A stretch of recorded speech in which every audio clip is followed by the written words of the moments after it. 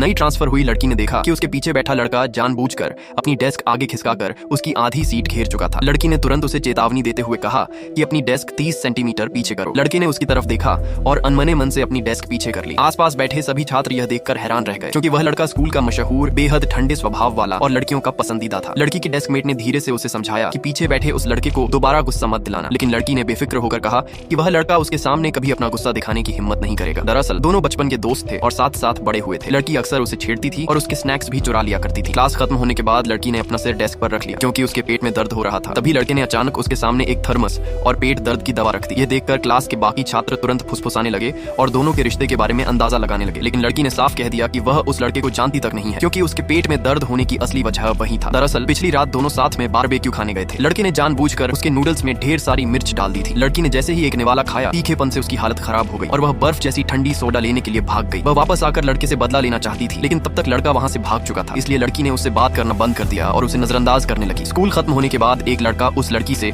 उसका contact number मांगने लगा। लड़की उसे नंबर देने ही वाली थी कि तभी पीछे से वही लड़का अचानक आ गया और उसे रोक दिया। कुछ ही देर में दोनों लड़कों के बीच बहस होने लगी और ऐसा लग रहा था कि वे लड़ने वाले हैं। तभी लड़की के पिता वहां पहुंच गए। लड़के ने तुरंत लड़की का हाथ पकड़ लिया और उसके साथ घर जाने लगा। कार में बैठने के बाद लड़की के पिता ने बताया कि दोनों परिवारों के बीच बहुत अच्छे संबंध हैं। उन्होंने लड़के को प्यार से रात के खाने के लिए घर आने का न्योता दिया। लड़के ने भी तुरंत हामी भर दी। घर पहुंचते ही लड़की की मां ने कहा कि उन्होंने खास तौर पर लड़के का पसंदीदा सूप बनाया है। सबके बैठने के बाद लड़की की मां बार बार लड़के की प्लेट में खाना परोसने लगी। ये देखकर लड़की को बहुत जलन होने लगी, लेकिन तभी उसके माता पिता ने बताया कि उन्होंने उसका ट्रांसफर इसी लड़के के स्कूल में इसलिए करवाया है ताकि वह उसकी देखभाल कर सके। यह सुनकर लड़की का गुस्सा और जलन दोनों काफी हद तक शांत हो गए। अगले दिन लड़की अपनी डेस्कमेट के साथ लंच करने कैंटीन गई, लेकिन उसकी पसंदीदा स्लाइस्ड फिश खत्म हो चुकी थी। उसी लड़के ने, जिसने एक दिन पहले उसका नंबर मांगा था, यह देखा और अपनी फिश उसे देने की पेशकश की। लड़की ने विनम्रता से मना कर दिया। तभी पीछे से उस लड़के का दोस्त उन्हें अपने साथ बैठने के लिए बुलाने लगा। लड़की भी जाकर उनके सामने बैठ गई। लड़के ने अपने दोस्त को आंखों से इशारा किया। उसका दोस्त तुरंत समझ गया और जानबूझकर पूछ बैठा कि जब लड़के को स्लाइस्ड फिश पसंद ही नहीं है तो उसने इतनी सारी फिश खरीदी क्यों। लड़के ने बहाना बनाते हुए कहा